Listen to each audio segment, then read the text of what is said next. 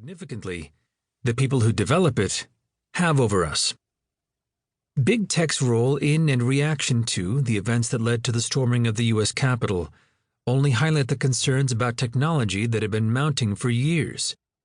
Seemingly endless reports of privacy breaches and stories of behavior manipulation resulting from vast troves of data mined by large companies have made it commonplace to view Big Tech through a dark lens. Some argue that the Internet, smartphones, and computers have delivered to us a set of devices hell-bent on hijacking our attention and addicting us to the screen, while gathering ever more data of our online behavior. And as borne out at the Capitol, a tidal wave of misinformation and disinformation on social media platforms has served to undermine our trust in science, exacerbate political polarization, and threaten democracy itself. All of this powered by a small number of companies with immense market power and growing political influence. At this same unprecedented time, we experience the COVID-19 pandemic, which as of this writing has taken more than 3 million lives worldwide while upending work, education, the economy, and our personal lives. The pandemic caused one of those rare moments of instantaneous behavior change with extraordinary long-term implications. Vladimir Lenin is alleged to have said, "There are decades when nothing happens, and then there are weeks where decades happen." Overnight, much of the world shifted to working from home, and schools closed as public health authorities imposed social distancing rules, and in some areas, shelter-in-place orders.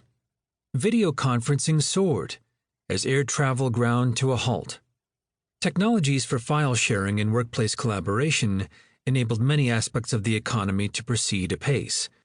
People flocked in record numbers to Netflix as a substitute for movie theaters. The use of Facebook and other social media networks skyrocketed as people sought connections to friends and family. Video conferencing enabled children to keep attending school and people to retain a connection to their loved ones when it wasn't possible to be together physically.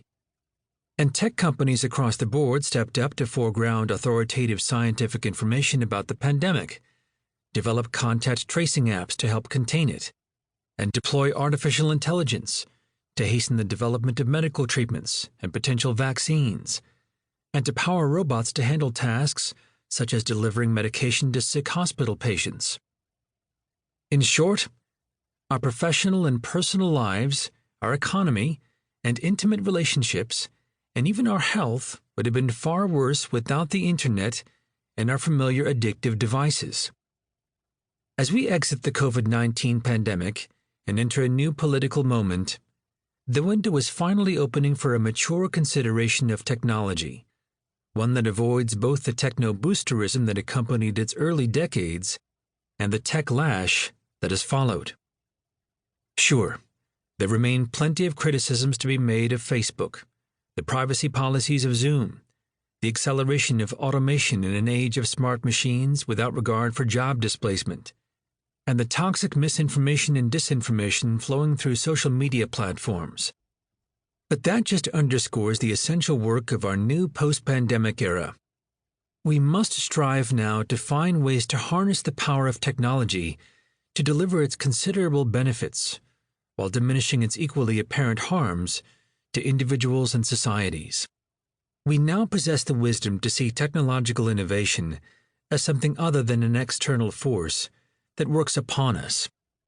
The path of technological development and the effects of technology on us are things we can shape, things we must shape. When we uncritically celebrate technology or unthinkingly criticize it, the end result is to leave technologists in charge of our future. This book was written to provide an understanding of how we as individuals, and especially together as citizens in a democracy, can exercise our agency, reinvigorate our democracy, and direct the digital revolution to serve our best interests. For the past 20 years, we have been teaching at Stanford University, the seedbed of Silicon Valley. It is a research powerhouse with numerous Nobel laureates, MacArthur Foundation geniuses, and Pulitzer Prize-winning writers to rival the best. But behind the facade of this paradisiacal